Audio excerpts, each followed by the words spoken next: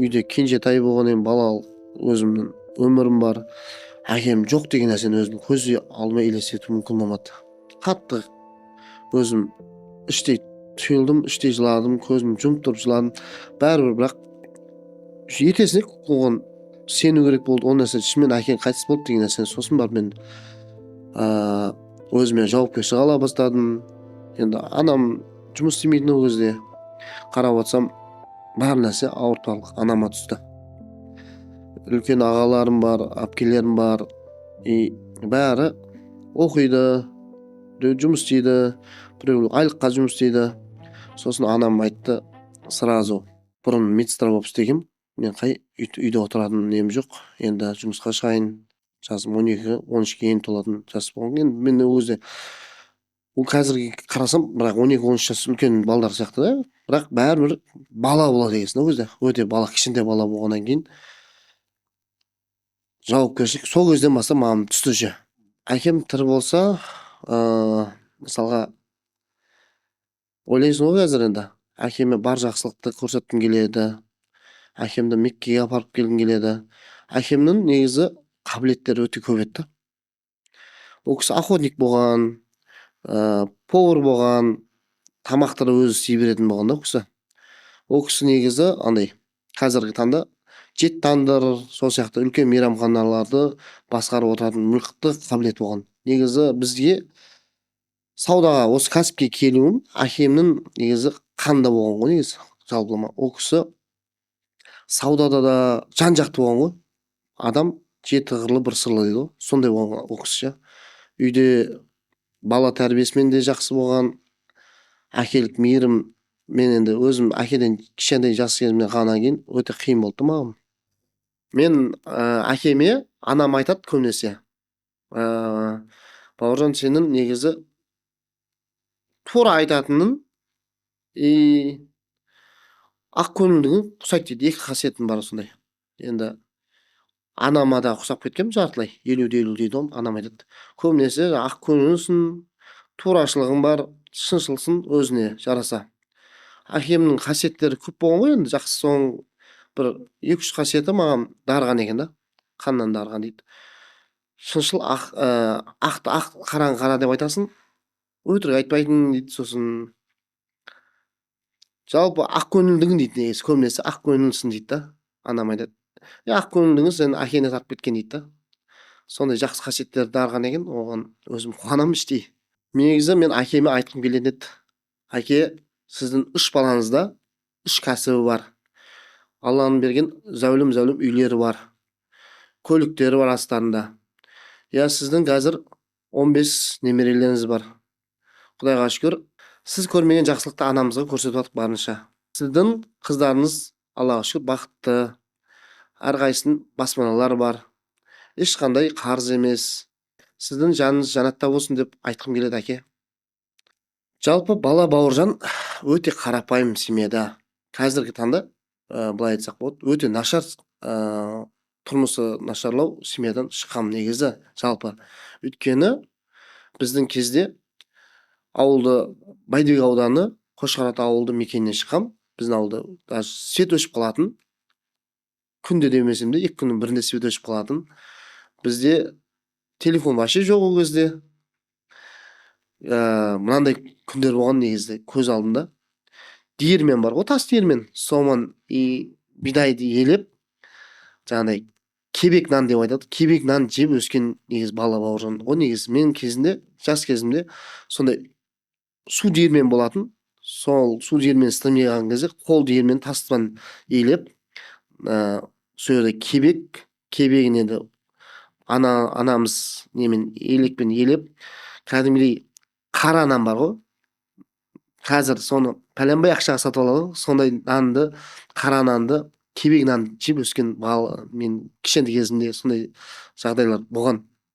Біз онымен мақтанамыз негізі. Өйткені қалай айтсам болады, адал еңбекпен сол нәрсені жегеннен кейін, сондай қиындық көргеннен кейін біз барынша өсуге, еңбек етуге, біз осындай нәрсеге лайықтымыз ба?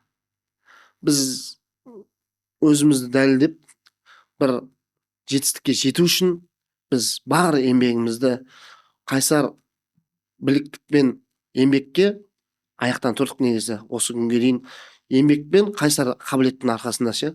Негізі ол әр адамда, әр тұлғада осы нәрсені өтпей просто бүйтіп бай болу, андай керемет болып кету, ол екінің бірінің қолынан келмейді.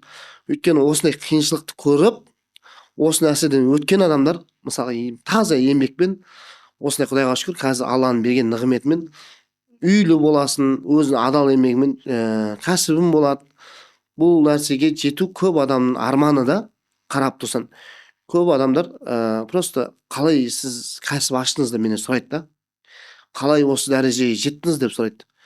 Ол нәрсеге жету үшін менің бала күнде көрген намысым оянып, мысалға анамды, енді әкемізден ерте қалғаннан кейін анамды осы күннен шығарудың басты мақсаты болған еді да өзі. Анамды қашанғы өйстіп жүреді, бұл кісі ертең жасы 70-80 келген кезде жақсылық көрсін, қуаныш көрсін, біздің бала шағамыз бұл нәрсені көрмесін деп біз барынша аянбай еңбекпен еңбектің арқасында жеттік деп ойлаймын. Енді біз негізі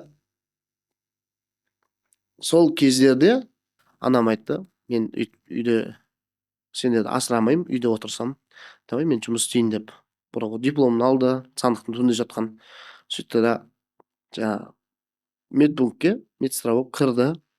Сөйтіп бізді асырап, жаңағы әкем дүниеден өткеннен кейін бізді жаңағы 11-ші классқа дейін жетілдіріп, оқытып, балам, ертең сен оқисың, тоқисың, бізді асырайсың деп бізді сөйтіп тәрбиеледі.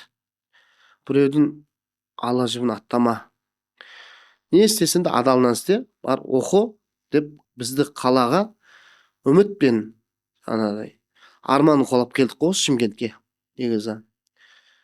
Бірақ керемет оқымасақ та, оқуыңды оқы, дипломыңды ал, жұмысқа кір, біздің әйтеуір жүзімізді жерге қаратпа деп жүрген. Сөйтіп біз қалаға келдік, өзіміз армани, қияли болып келгенбіз негізі. Өзі мен кішкентай кезімде өте қияли болғым. Сөйтіп қалаға келдім. Ол кезде тест тапсыратынбыз, шаңғы қойып тест тапсырдық. Проходныйдан өте алмай қалдық. Проходныйдан өтпесек те физкультураға тапсыруға болады екен. Физкультураға Қазақ Араб университетіне тапсырдық. Қазақ Араб еді өзі. Сөйтіп Қазақ Арабқа түстік бірінші курс. Сөйтіп екінші курстан бастап. Енді бірінші курста қалай физкультураға түсесің? Күніге барып сабағыңды оқисың, біліміңді аласың. Сөйтіп спорт залдан шықпаймыз жалпылама. Группаластарым бар, көбісі спорт оқи береміз ба дедік. Болатын мамандыққа ауысайық дедік, шештік. Сөйттік та информатикаға ауыстық, перевод ауыстырдық. Декан қол қойды. Сөйтіп біздің деканымыз Абай деген кісі, ол өте керемет кісі. Әлі күнге дейін араласам ол кісімен. Сонымен до конца 4-ші курсқа дейін бітіріп алдық. Сосын жалпыма диплом алдық, бірақ ол сандықтың түбінде жатыр қазір. Кәсіпті бастап кеткеннен кейін бізге бірақ ол оқудың көп пайдасы тиді. Біз отбасымызда кедейліктің жібін үзген ұрпақ бола алдық деп ойлаймын. Себебі мен де, ағам да қаннан дарыған деп айтады ғой енді. Кәсіпке деген икеміз болды. Қалаға келдік. Жаңа оқып жүрдім деп айттым ғой. Оқып жүргенде қосымша мен жаңағыдай мед әсел алатын, бір орыс кісі, кореец кісілерден алатын, сөйтіп ярмаркаларға барып сататын, алатын, сататын. Үстіне 1000 теңге, 500 теңге, 1000 теңге қоятын, аралап жүріп сатқан күндерім де болды. Жаңағыдай оқимын, мысалы обедке дейін оқысам, түстен кейін сөйтіп жаңағы медті аралап сатып жүретін. Сөйтіп бірінші курсым сондай уақытпен өтті. Мамандығым физкультура, арасында спорт залдан шықпаймыз негізі көбінесе. Бос уақытымыз сотовый ішінде жаңағыдай мед сатамыз. Сөйтіп жүрген кезде бір күні Верхнийда Саят деген кісімен жолығып қалам. Саят аға мен сотка аксессуар сататын дүкен, ремонт істейді негізі, көбінесе ремонт істейді. Саят аға мен ученик алсаңыз деймін ғой. Сөйтіп тұрады, ол кісі қасында көмекшісі бар, Сәбит деген кісі. Ол кісі жақсы кісі, Аллах разы болсын. Сол кісі айтады, давай бауыржан тартайық дейді. Сөйтеді, бопты дейді. Ол кезде $100 деген әжептәуір ақша ғой. $100 ученикке алады. $100 мен ағамнан алып келемін. Ағам береді. істейсің ба? Иә, істеймін. Қабілетім бар ма? Иә, үйренемін деймін. Өйткені менде ол кезде андай ғой. Бір шетінен қызығушылық деген, бешеный интерес деген бар адамда. Сосын уже мен бұрын ауылда жүрген кезде радио, телевизор, ескі телевизорлар болатын, шұқылап, бір лампочкасын ауыстырып, қайта жөндей алмасам да ашып тастайтынмын ғой. Ашқанды қатырамын. В общем, үйдегілер айтатын еді, сен неғып ашып тастайсың оны, үтікті істей алмайсың, мысалы, үтікті шашып тастайсың, фен болады, фенін ашып тастайсың. В общем, запчастың жоқ ауылда. Ашасың, бір нәрсе пайкалайтын болсаң, орап қойсың, мен сөйтіп қызығушылығым болатын еді. Сол мен өзім қабілетім бар екенін білдім да. Жаңағы кісіге $100 өзім, енді үлкен ақша ғой $100 деген ол кезде. Қорықпай рисковать етіп $100 бердім. Жақсы үйренем. Енді ол кісі айтты, 2 ай 3 ай деді, мен 1 айда үйреніп кетемін ол жерде. Сосын мені андай қылады, жақсы, уже сен дәрежең жақсы, маған давай осындай 50 на 50 істеңіз деп маған уже место береді ғой. Сонымен мен 50 на 50 место аламын, уже клиенттер жинай бастаймын өзіме. Сөйтіп мен ол кісіден сабақ алдым, білім алдым. Ол кісіге көп рахмет. Сөйтіп сондай, осымен мен уже сотовый аксессуарға деген, соткіге деген махаббатым ашылады, қабілетім ашылады. Клиенттер деген менде действительно очередьте тұратын еді. Өйткені жақсы сол кезде көрсеттім деп айта аламын. Енді үйренгеннің арқасында сөйтіп оқуды 4-ші курсқа дейін оқып бітірдім, дипломды алдым. Содан кейін уже мен үлкен мақсат қоя бастадым. Жалпы мен 7-ші сыныпта мүлдем оқымағанмын. Не себепті десеңіз, жаңа айтып жатырмын ғой, әкем дүниеден ерте кетті. Сол себепті мен негізі оқуды тастап қойдым. Барды келді, мен жүрдім көбінесе. Жаңа анама көмектесетінмін, үй шаруашылықтарымен, жаңағыдай түрлі сылтаулармен мектепке вообще бармай қойдым. Сөйтіп мені мектептен апайым, директорлар іздейтін болды ғой, до того. Не болды? Охотаға шығып кетемін, тауға шығып кетемін, аяққа шығып кетемін. Әйтеуір мектептен қашумен уақытым өтті негізі. Жалпылама мен негізі қазір көп адам, ата-аналар балаларын білім ал деп күштеп оқытады да. Негізі ол нәрсе қате. Неге десең, баланың неге қызығатынын білмей жатып, оны оқыта бергісі келеді да. Оны зорласа да, қандай жағдай болса да оқымайды кейбір балалар. Өйткені оның қызықшылығын білу керек, анықтау керек. Анықтамай ешқандай неге қабілеті бар екенін білмейді көбісі ата-ана. Сол себепті баласы оқымаса да, оның қабілетін аша білсе, сол нәрсеге тереңірек мән берсе, сол бала негізі болатын бала ше. Бізде негізі 7-ші классқа дейін жақсы оқығам мен, негізі апайларым айтады да, сен оқып жүрдің ғой кеше 7-ші классқа дейін, оқымайсың дейді да. Енді ол кезде тағдырдың сондай несі болды ма, бізге сынағы болды ма. Жаңа әкемнен қайтыс болғаннан кейін үй шаруасына, анама көмектескім келді бір шетінен. Сөйтіп мен оқуды мүлдем тастап кеттім. Енді анасында бардым, аттестат алдым, 11 класс бітірді. Содан кейін арғай енді анам айтты, балам, бұл жүрісің болмайсыз, маған қашанғы жүресің, оқы, диплом ал, сауатыңды аш деді да. Мен оған дейін енді мен арасында енді үтік жөндеп жүрген жоқпын. Үтіктен бөлек, телевизордан бөлек мен ауылда өзімнің кішкентай балаларға велосипед құрап беретінмін ғой. Кәдімгідей жоқ, бір раманы алам, сөйтіп Шымкенттен камера анамнан сатып алам. Бірнеше балаларға мен велосипед құрап сатқам ауылда. Жоқтан құрастырып, в общем, велосипед сатам. Үстіне бір 10.000 теңге қалама, өзі 1000 теңге қалама, маған разница жоқ. В общем, құрап берсем, аналарға қарызға беремін же. Сөйтем, ақшасын алып, шетінен алып, сөйтіп талай балаларға велосипед сатқам ауылда. Кеше мысалы Инстаграмға шығып атсам, Бауыржан аға, сіздің велосипедіңізді алған ем, осындай деп айтып жатыр. Мен есімнен шығып кеткен ғой, сол нәрсені қазір қосып айтып жатырмын да. Сөйтіп талай балалардың әйтеуір арманы болған велосипедті өз қолыммен құрастырып бергем негізі. Ол нәрсеге мен өзімнің ішкі қабілетім деп білемін. Өйткені сондай телевизор жөндеу, велосипед шұқылау, бір жоқтан бар етуді мен өзім ішкі қабілетім деп сезінгем да. Сөйтіп жалпылама адам баласы қазіргі ата-аналарға айтатыным, баланы зорлап, қинап, оны оқыту емес, оның бір нәрсені болмай ма, екінші нәрсе қабілетін ашу керек. Екінші нәрсе болмай ма, үшінші нәрсемен қабілетін ашу керек. Әр баланың қабілеті болады. Қабілеті жоқ деген мүлдем ол нәрсе болмайды. Өйткені біреулер дизайнерге қызығады да, оны апарып медицинаға оқытып қояды. Ол нәрсе қате.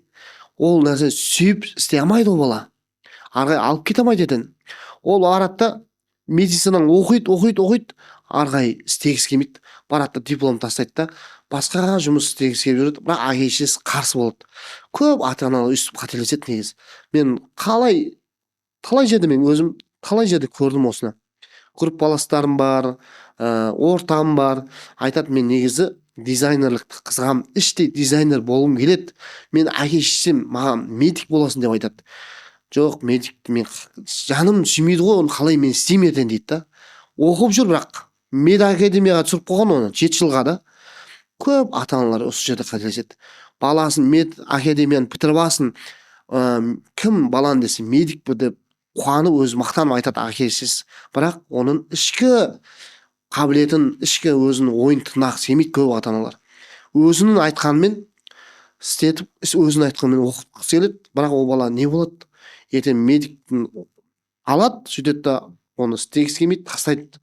Ол ертең мысалы әке-шешесі қашан жүреді, сосын барады да бір любой жұмысқа барып кіргізіп қояды, одан мықты дәреже шығады деп айта алмаймын. Өзі айлық үшін, өзінің кредитін төлеу үшін амал жоқ, бас салбырап жұмыс істеуі мүмкін қазіргі таңда. Негізі көп ата-аналар осы жерде қателеседі. Баламен сөйлесу арқылы өзінің қабілетін ашып, жұмыс істегені негізі дұрыс деп ойлаймын өз басым. Жалпы менің карьерам Верхний базардан басталды. Сөйтіп Верхний базарға мед сатып келіп, Саят ағамен жолығып, $100 курс сатып алдым, қазір тілмен айтқанда. Сол кезде $100 деген әжептәуір құны бар. Саят ағамыз келді. 3 айда үйренесің, $100 бердім ғой. Сөйтіп 3 ай мен ол кісіде жүрген жоқпын. 1 айда алып кеттім. Соны үйрену арқасында қазіргі таңда Аллаға шүкір нанымды тауып алдым, кәсібімді дөңгелетіп алдым. Ол кісіге рахмет. Сөйтіп мен ол кісіде 1 ай үйрендім. Содан бөлек бір 2-3 ай жұмыс істеп бердім ол кісімен. Сосын 2-3 айдан кейін айтты, бауыржан, давай мен саған жақсы ұсынысым бар. Мына местаны арендаға алып берем. Айтверк ана мынау еш нәрсені не алмайсың, бәрін алып берем. 50-50 істеп бересің, істейсің ба деді. Мен қуана келістім ол кісімен. Сөйтіп 50-50 жұмыс істеп аттық. Біраз 1 жылдай ма жұмыс істедік ол кісімен. Содан кейін ол кісіге де пайда түсті, маған да пайда түсті. Сосын өкінішке орай бір әкімшіліктен келді. Біздің тұрып атқан жеріміз заңсыз болды. Енді қызылшылық деп айтады қазіргі кезде. Бұзамыз ол жерді деді. Сосын мен ол жерді енді босату керек болды. Сөйтіп босаттым, Саят ағаға бардым. Саят аға, бұл жер бұзатын болса қаяққа отырамын? Место тауып бересіз ба дедім. Сол қазір место жоқ, пока боссын. Если жұмыстар болып жатса, көр, ол самалда бар, анақта бар деп месталар ұсынды. Содан кейін мен уже кеттім. Өйткені бірақ осы базарда, Верхний базарда мен клиентский базам бар еді негізі. Ол кезде Инстаграм жоқ, ТикТок жоқ. Клиентский базам қалып кетті негізі ол жерде. Сөйтем да мен Верхний базарға барам, место іздеймін ғой. Сөйтіп жаңағы бұзған жеріміз егесін сұрастырып жүріп, егесін табамын. Сөйтем да қайтып сол жерге, енді ол кісі Рысбек деген ағамыз екен, барам, сөйлесем, арендаға жерді алам ғой. Сөйтем да бір бутик арзанмайтын ақшаға алам, бір бутик бар еді, бушный, бір жерден сатып алдым да, 200 мың деген бутик алам да, сөйтіп қоям. Өйткені 1 жыл бойы 50-50 істеген кезде ақша жинадым кішкене. Сөйтіп бутик қоям, ішіне мынау кішкене аксессуар қойып қоям. Ол кезде Nokia'ның чехол болмайды, корпустар болады. Nokia'ның корпустарын, енді айтверк мынау фен, пайка бәрін алдым. Сөйтіп сөйдім, бисмилля деп, бірінші жұмысым сөйдім басталады. Сөйтем да жиенім бар, Бақыт деген, соны әкеліп қасыма көмекші қылып, и заодно үйретем, ученик қылам да.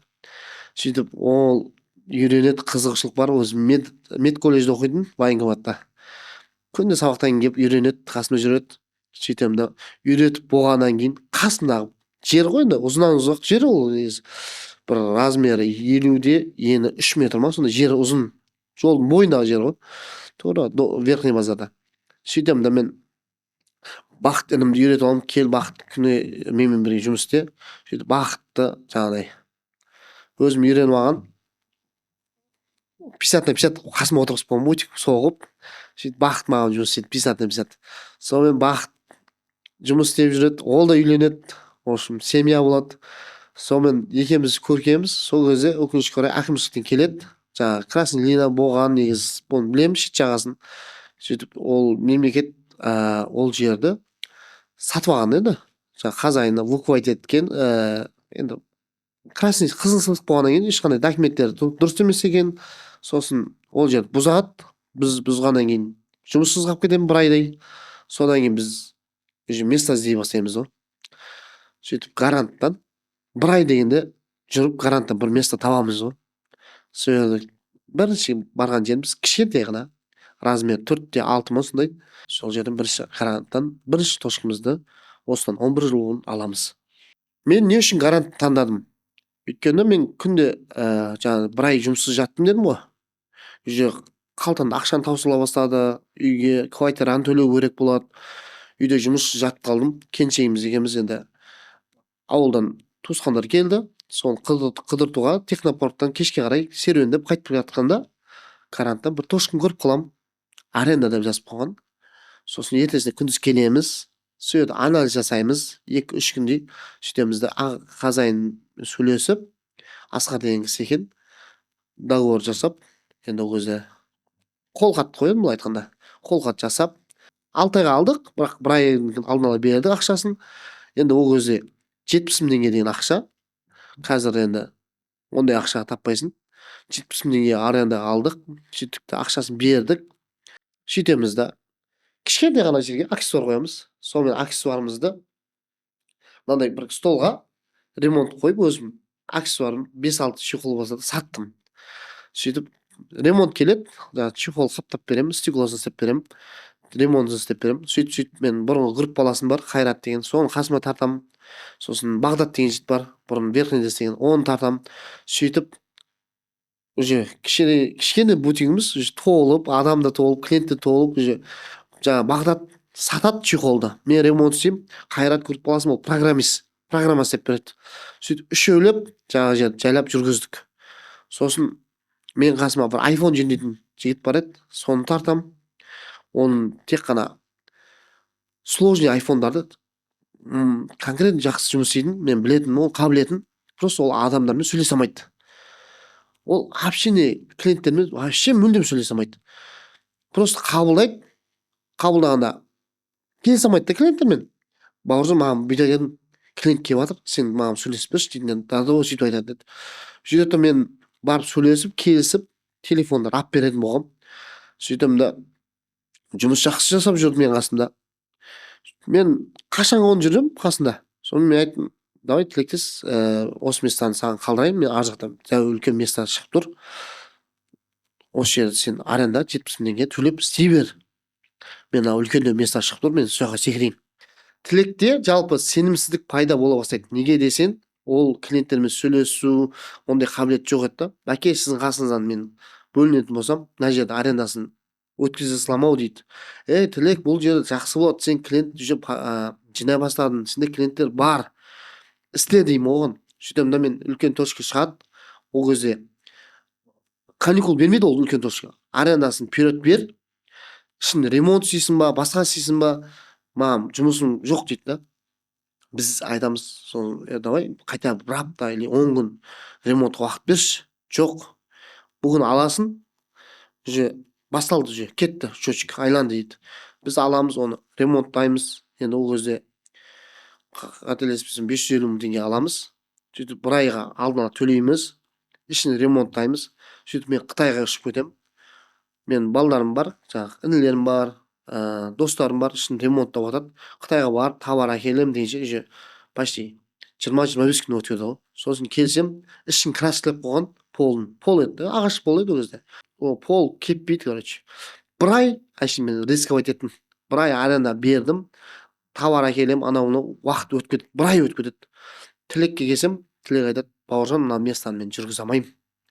Сен кеттің, мен уже қарасам, жұмыс болмайды, короче, клиенттермен келісе алмаймын.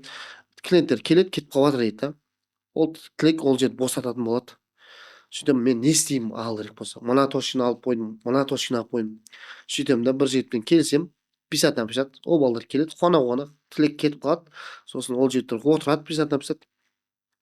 Сөйтіп мен Арсен деген дүкенімді, ең алғашқы дүкенімді арендаға бастаймын. Ат қоямын сразу, Арсен деп, накелге жабыстырып, енді ішіне товарын полный толтырмасам да, енді іші үлкен еді, ішін полный толтырмасам да, бір шетін толтырамын. Сөйтемін да, Қытайдан келген заттар, бәрі новый заттар ғой енді, бәрі шетінен адамдар келеді, алады, уже бастайды. Уже товарымды мен жайғастырып үлгере алмай жатырмын. Пол кепті ау деген уже қараған жоқпын мен. Уже кіріп кеттік ашып. Ішінде полкілер бар главный. Бір шетіне кішкене витриналар қойдық. 5-6 андай эконом панель деп айтады, соны жайғастырдық. Заттарымызды шетіне іліп алдық. Уже клиенттер келе бастады. Сөйтіп поток клиент уже. Өйткені необычный зат, ешкімде жоқ заттар, чехолдар, стеклолар уже клиенттердің уже күнде бір нәрсені көре берсе де жалығады да. Şu басқаша өзгеше болғаннан кейін олардың да қызығушылығы артты. Сосын мен аламын да сыртына баламның атынан қоямын, Арсен деп накелге жабыстырып, жасыл цветпен. Сөйтіп бірінші Арсен солай дүниеге келген баламның атынан қойдық. Сосын ішіне үлкен немен аксессуар, мир аксессуар деп жазып қоямын ғой. Мир аксессуар деген адамдарға қызығушылықты арттырады да, короче. Бір актив центрден балалар келеді, реклама істеп берейік тегін деп. Соны төбесіне жазып қоямыз, мир аксессуар. Короче, адамдар кіріп бүйтіп қарайды да, көреді да, мир аксессуар. Мына жақта жоқ нәрсенің өзі жоқ екен ғой деп ше. Планшетке, Huawei'ға, Lenovo деген телефондар болады өзінде. Nokia'ның барлық түрлеріне чехол әкелгенсің ғой. Ременге қызық болады еді, ременге чехолдар болатын, үлкен кісілерге. Қызығушылық арта бастады. Неге десең, бауыржан, саған келеміз, бір жерден барлық нәрсені шешіп кетеміз деп айтады да. Сенде уже мына Nokia'мызға да бар, Lenovo'мызға да бар, планшеттерге стекло чехолдар бар. Сөйтіп біздің уже минусымыз плюсқа айналып кетті да. Тек қана ремонт емес бізде, чехол, стекло, батарейка бәрі болды. Жалпылама қазіргі тілмен айтқанда сервис дейді ғой. Адамға бір жерден барлық нәрсені тауып бітіріп жерген ыңғайлы болды. Қазір көп адамдар базарға барады да, әр жерден теріп алуға ерінеді. Бәрін бір жерден бітіріп кеткісі келеді қазір. Уже адамдар күннен күнге қарасаңдар еріншек болып жатыр ғой. Бәрін бір жерге кіреді да, алады, ыңғайлы да оларға. Соны бітіріп кеткісі келеді көбісі. Сол нәрсені сол кезде біз осыдан 11 жыл бұрын қалыптастырдық адамдарға. Енді шай, кофе бермесек те, зато біздің сервисіміз чехолын, стеклосын, батарейкасын, ремонтын бәрін бір жерге қалыптастырдық. Сөйтеміз да адамдардан көбісін бірінен кейін сарафанный радио ғой енді өзі. Инстаграм, тикток мен ол кезде жүргізбеймін. Қазір жүргізіп жатқаным 2 ай, 3 ай болған жарар кетсе. Мысалы, сарафанный радио, анадан естиді, ана планшет қаяқтан таптың, ана Lenovo қандай таптың, чехол қаяқтан таптың. Уже бірінен бірі соседтер естіп, сөйтіп адамдар бізде клиенттер қалыптасты. Сөйтіп клиент көбейе бастады. Біз Арсен бір ашылды сонымен. Сөйтіп бір шеті үлкен дүкен болғаннан кейін, бір шетін кішкене витрина телефондар қойдық. Енді ол кезде аз-маз, көп емес. Сосын бір шетіне ремонт сервистер қойдық. Сөйтіп оның ішінде бір 3-4 адам андай арендада отырды. Себебі оның арендасы үлкен болды. Уже адамдар телефонда, ремонтты да бәрін бір жерден болғаннан кейін, біз кішкене болса да бұрыш-бұрышына қойып қойдық. Сөйтіп өзіміз жұмысымызды жалғастырдық. Бұрыннан менде үйреніп кеткен, алдын істеп кеткен Еркін деген жігіт келді қасыма. Пернебек деген жігіт келді. Аслан деген қазір жиенім бар. Сөйтіп команда құралды. Сонымен бәрімізге жұмыс жасадық сөйді. Мен өзім сөйді аяқтан тік тұрып жұмыс жасағым. Содан кейін біз екінші дүкенімізді аша бастадық. Екінші дүкеніміз сөйден қатарынан, сол қатардан Тауке хан бойынан екінші дүкенімізді аштық. Раяна деп, Раянаны Еркін деген досымды жүргіздіп, соны отырғыздық. Раянаның оның енді қалай айтсақ болады. Жұмыс 1 жыл ма, 2 жыл ма жұмыс істедік. Ол жерде сататын болдық қазайындар. Содан кейін ол жерді босаттық біз. Сөйтіп басқа дүкен алдық. Сөйтіп Арсен 2, Арсен 3 деп қазіргі таңда Аллаға шүкір 5 дүкеніміз бар. Жалпы өмір тарихымыз осылай келген. Жалпы кішкене бутикте жұмыс жасап жатып, үлкен бутикке секіру қазір көзқараспен қарасам үлкен риск. Ол кезде менде вообще қорқыныштай нәрсе болмаған екен да. Қазір қарап отырсам, сол кезде менен де үлкен кісілер болды сол жерде. Менен де үлкен сотовый аксессуар бар дүкендер болды. Олар соны алған жоқ. Өйткені аренасы үлкен бешний болды, жаңағыдай ремонты жоқ болды. Ешкім рисковать еткісі келмеді. Ол арендада бір апта тұрды сол жерде. Бір апта қателеспесем, бір апта ма, бір ай ма тұрды. Оның алдында мега стиль деген киім, бушный киім сататын дүкен болған. Оны дәу жазып қойды аренда деп, ешкім алғысы келмеді. Мен қарадым, уже маған мен чувство ғой енді. Енді қазір айтады ғой, тәуекелшілерді Алла тағалам жақсы көреді деп. Маған как будто анау уже менікі. Мен осыны жүргізе аламын деген өзімде сенімділік болды да, пайда болды да. И сөйтіп аламын да жерде. Негізі қазіргі кәсіп бастаймын деп жүргендерге мен айтқым келетін, ешқандай қорықпаңдар. Нақ өзің істейтініне қабілетің барына сенсең, жұмысты бастай кетсең болады. Қазір қарайды, уже конкурент бар ол жерде, мен жұмыс істей алмаймын дейді да. Көп адамдар сонымен шатасады. Наоборот, конкуренті бар адамға, конкуренті бар нәрсеге жақындау керек та. Дейді анау, балараға жақындасаң, балара апарады сені ұясына дейді, балға дейді ғой. Сол сияқты конкурент бар адам көп жерге жақындай берген жақсы да. Өйткені конкурент арқылы сенің де заттарын өтеді. Конкурент бар, мысалы, бір сотовый аксессуар тола қоюды гарантты қалай істейсің дейді маған. Мен айтам, осы конкурент арқылы біз өлмей отырық. Өйткені сотовый аксессуар іздесе, сол гарантқа бізге барады.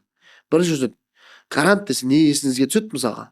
Сотку, телефон, чехол аксессуар еске түседі. Сол сияқты фишка сол ғой. Гарант десе сотка аксессуар түседі. Әр адамға уже қалыптасқан нәрсе. Конкуренттен адамдар қорықпау керек. Наоборот, сойға бару керек. Өзіңді шындайсың, өзіңді сол үлкен жетістікке жетесің. Конкуренттермен өз-өзіңді тәрбиелейсің, өз-өзіңді өсесің. Өсетіндер нағыз конкурентке қарай жақындап жұмыс жасау керек. Негізі бір жұмыс бастайтын болсаң, бір кәсіп ашатын болсаң, негізі көп адамдар артқа тартады. Жоқ, сен істемей ақ қой, ол сенің тірлігің емес, сенің қолыңнан келмейді. Негізі істеп кетесің ғой, істеп кетесің. Уже мойындағысы келмейді да. Бір жылда, 2 жылда, например, құлайсаң ше, келіп айтады, саған айттым ғой, сен істемей ақ қой, ол сенің тірлігің емес. Сен одан да мектепке барып жұмыс істесейші, айлыққа, зарплатаға, найымға біреуге жұмыс істесейші деп айтады негізі көп адамдар. Ал мысалы кәсіпті мысалы жүргізіп кетесің, кәсіпті уже дамытасың, өркейтесің, сосын 5 жылдан кейін барып келеді ғой. Бауыржан, сен қолынан келеді, сен мен білген едім деп ше. Ал бірінші жылы ол кезде мойындамайды көбісі. Жоқ, олар айтады, бәрі не істеп жатыр, ол қолынан келмейді, істей алмайды. Уже жетістікке жетесің ғой 5 жылдан кейін. Уже адам 1 жылда ешқашан жетістікке жетпейді негізі. 1 жылда өз-өзіне айландырады оборот. 1 жылдан кейін жайлап пайдасын алады. Ал біреулер бизнес бастайды да, сразу 1 айдан кейін ақша түсу керек деп. Жоқ, бизнес деген нәрсе 1 ай мен 3 айдың арасында ешқандай ақша алмайсың. 3 айдан кейін жайлап жаңағыдай басқа өзіне керекті дүние, үйіне, бала шағана, киім-кешекке сол кезде алу керек. Көбісі ойлайды, бизнес аштым, 1 айдан кейін ақша шығарып алу керек. Жоқ, қателесесіңдер. 1 ай мен 6 айдың арасында вообще тиіспейсіңдер. 1 жылдан кейін, 6 айдан кейін, 3 айдан кейін, 6 айдан кейін жайлап ала бастайсыңдар. Вот енді кішкене өзіне керек нәрселерді, ләжім болса 1 жылға дейін мен айтар едім. Ешқандай кәсіпте ақша шығармау керек. Өйткені бизнес тиын болса да өз-өзіне бүйтіп айландырып отыру керек. 1 теңге болса да, өзбектер айтады ғой, 1 теңге болса да тиынды құрау керек да. Содан кейін оборотын көбейеді. Оборотын көбейген клиенттеріне барлық нәрсе тауып бересің, барлық нәрсе ассортимент көп болады. Содан кейін сенде клиент көп болады. Көбісі қателеседі, мен 1 ай жұмыс істеп жатырмын, маған пайда екен дейді да. Жоқ, ол жұмыс істейсің, клиентке жұмыс істейсің, ассортиментке жұмыс істейсің ғой бірінші айда, 2-ші айда да ассортиментке, 3-ші айда ассортиментке. Сосын барып жайлап жаңа квартираны, киімге, ішім-жемге алуға болады. Оған дейін квартираға да алуға болмайды. Ләжім болса бизнес өз-өзін жауып тұру қой, өз-өзін. Енді ол цифрлық сауаттылық деген нәрсе жоқ бұл кезде бізде. Қарапайым жабайы сауда болды. Дәптерге түзіп жазып қоямыз. Күніне мынанша табамыз. Күніне мынанша ақша табамыз деп өзіміз жазамыз да. Бұл жерге қараймыз. Бір айда мынанша примерно. Примерно есептейміз өзіміз. Мынанша пайда бар ғой дейміз да, оны өзіне апарып саламыз ғой бизнеске. Сөйтеміз. 50 мың тапсан пайда. Соның 10 мың теңгесін алуға болады енді. 10 мың теңгесін алуға болады. Сөйтіп 500 мың тапсан, 50 мың, 100 мың алуға болады да. 6 айдан кейін жайлап біз шығара бастадық. Яғни өзіміздің қыдыруымызға, киінуге жайлап 6 айдан кейін ала бастадық.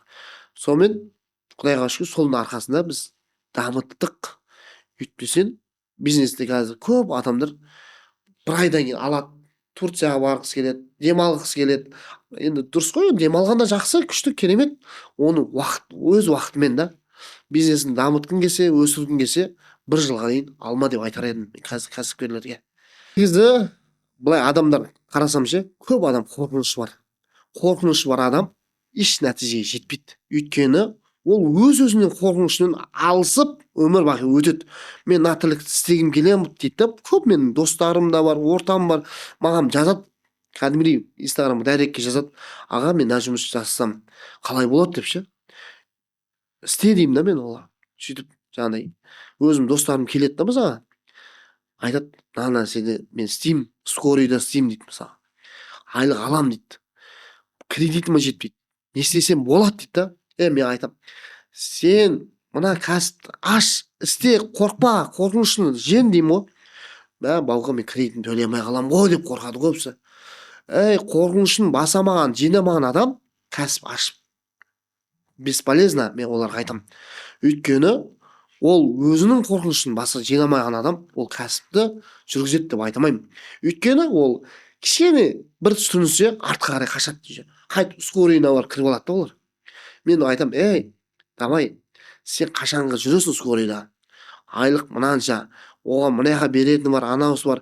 Ошын скорый деген нәрсе, ол түнде сменге түседі, мысалы, 3 күнде бір рет түсетін шығар мысалға да. Ол ұйқымен өтседі уақытын, қалған уақытын ұйқымен өтседі. 3 күн демалсын мысалға, ұйқымен өтседі көбісі. Өйткені түнде смен тапсырады. Енді ол жұмыс жаман деп айтамаймын, но бірақ өсетін, дамитын адам жалпы ол нәрседен рисковать етпей нәтижеге жетпейді. Мен айтам, давай, сен істе, сенің қолынан келеді. Ертең 40 жасқа, 40-тан асқаннан кейін сен не істейсің? Бір отырасың сол скорыйда водитель болып деймін да. Мына мемлекеттік жұмыста өспейсің, просто әшін күн көрісін, кредитін жауып, өз-өзін алдап жүргенің болмаса. Көп адамдарға айтқым келеді меніңше, кәсіпті баста, қазір баста, бүгін баста, кеш емес деп айтамын да көбісіне. Маған келеді, консультация алады да, достарым, таныстарым, тамырларым, Инстаграмнан келіп сұрайтындар бар да. Бәке, мен шаш таразда істеймін. Сіз ұқсап кішкене кәсіп ашқым келеді дейді да. Саған не кедергі деймін да, не кедергі? Бастап кет қазір. Давай. Просто оларға біреу ашып берсе екен, ағам ашып берсе екен, көкем ашып берсе екен. Әке, көке деген нәрсе қалды. Әке, көке өз арбасын өзін сүйреп жүр қазір. Кредитін төлеп жүр. Ешкім саған фантану біреу бизнесін бере салмайды. Негізі көп адам өзінің еңбегімен, өзінің ақылымен, қайрат еңбекпен, нағыз еңбекқор адам нәтижеге жетеді негізі. Айтқан ғой негізі. Өзінің табандылығымен, еңбегінің арқасында жетістікке жетесің деп айтқан. Сол сияқты ешкімнен еш нәрсе күтпеңдер. Бизнес істегің келе ма? Нағыз өзің кішкене болса да әрекет жаса, бір шаг алға жүр. Құдай қаласа, Алла тағала ниетіне қарай амал жассан, Алла береді негізі. Көп кәсіпкерлер мен байқаймын, айтады, мен мынандай нәрсе істегем, жаңа общество сатқам дейді. Жаңа общество сатқам, сөйтіп, жаңа үлкен маркеттер ашқам дейді. Байқаймын да. Жоқтан бар оған қиыншылық көрген адамдар үлкен кәсіпкерлер қазір. Мен мынанша қарызға кіріп кеттім дейді. Оның несі? Қарызға кірген намыс оятады оны. Намысы бар. Ішіне жүрегінде кішкене болса, түттей болса да ниеті бар адамдарға Алла тағалам тәуекел ететін адамдарды жақсы көреді. Жаңадан кәсіп ашып жатқан кәсіпкерлерге айтарым, бірінші анализ жасау, екінші реклама, үшінші сату. Осы үшеуін бірдей алып жүрсеңдер, Құдай қаласа жетістікке жетесіңдер. Өйткені қазіргі таңда анализсіз еш кәсіп болмайды. Анализ жақсылап жасау керек. Мен де қанша уақыттан бері анализді қатты жасамағам. Бетін ғана жасайтын. Енді тереңірек анализ жасауды қолға алып жатырмық. Рекламаны, маркетингті кеш бастағаныма мен де қатты өкінемін өзім. Үшіншісі сату. Енді сату маманы болсан, вообще күшті. Енді біздің кезімізде жабайы сату болды. Жабайы сауда жасап, өзіміздің тәжірибемізді кішкене болса да өсірдік. Енді қазіргі кезде ізденіс үстінде оқудың арқасында сату өнерінде қолға алып жатырмыз. Негізі жалпы осы үш нәрсені ұштандырсаңдар жетесіңдер мақсаттарына. Жалпы негізі мен 15 жыл бойы кәсіпте жүрмін, бірақ мен өкінетін нәрсем маркетингпен енді жұмыс жасап жатырмын. Осы нәрсені сол 2016-дан бастап маркетингті қолға алған болсам, қазір үлкен сүлпақтармен дәрежем бірдей болып бренд қалыптасқан болатын еді. Енді мен әлде де кеш емес, Құдай қаласа, мен Арсен Мобайлды 5 жылдықта үлкен компания, Еврика, Сүлпак сияқты Қазақстанның барлық жеріне ашылған үлкен компания болып танылған, бренді қалыптасқан Арсен Мобайл деп танимын 5 жылдықта Алла қаласа.